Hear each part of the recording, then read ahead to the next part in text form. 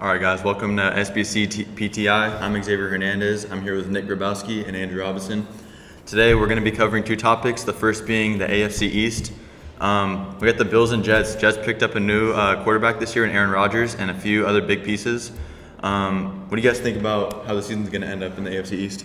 I think this year will be probably the most entertaining year of the AFC East we've had in a while in terms of competition.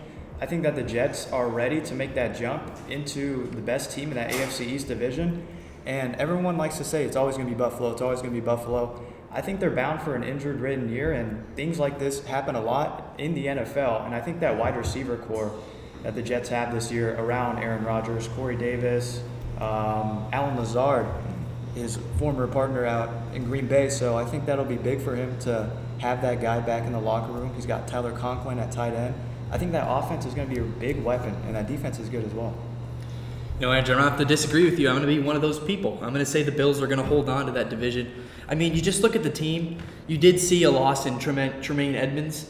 He went over to Chicago.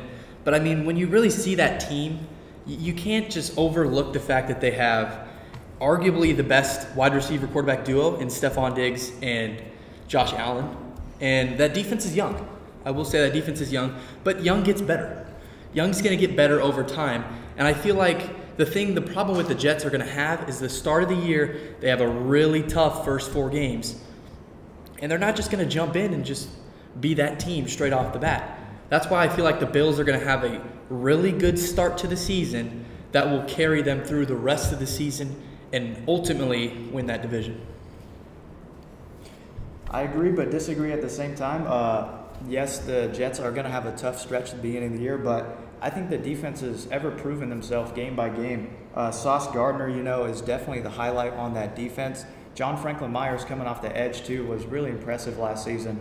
So I think the Jets have the ability to adjust and win these football games, especially against teams like Buffalo, who they've clearly struggled with in the past. Yep. All right. And our second topic today is going to be the winner of the trade deadline for the MLB. A lot of teams made a lot of moves, but there's some pretty decent signings for some teams that are contending right now. And who would you guys say is your guys' trade deadline winner? I got to be honest here and go with maybe a more simple one, but the Texas Rangers are my winner of this deadline. Already a team with best batting average in baseball. They're top 5 in home runs. Power and hitting already there. So what did they do? What were they struggling with? Pitching a little bit.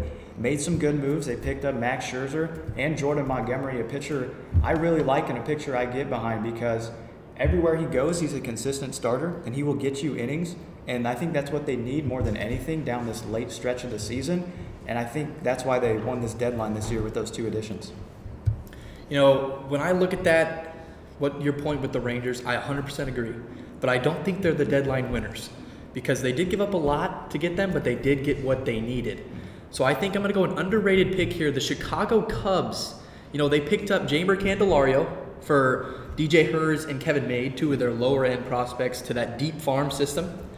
And Candelario fits in perfectly with that team. He can play the corner, third base, first base, exactly what they needed. And they've been hot. They've been sneaking in. They're only 1 game back from a playoff spot as of right now. So with the addition of Candelario and Jose Cuas, another bullpen arm to add, I think that could be a big underrated move to propel them into the wild card.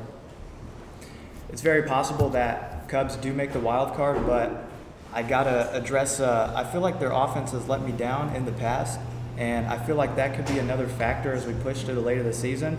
I know with Texas that offense is never going to be the problem. It does hurt Josh Young going down for a few weeks, but that offense is still one of the best in baseball and one of my favorite to watch, and I think they're going to carry on this season with those pitching acquisitions and just excel to the next level.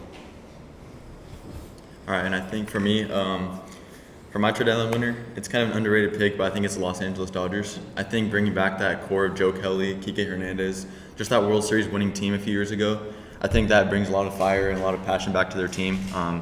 And I think that, Joe Kelly's a guy that can get people fired up in the locker room. He showed that in the San Diego series, and I think that the Dodgers can be finally make that push back to the World Series with the acquisitions. And then, so that'll be it today.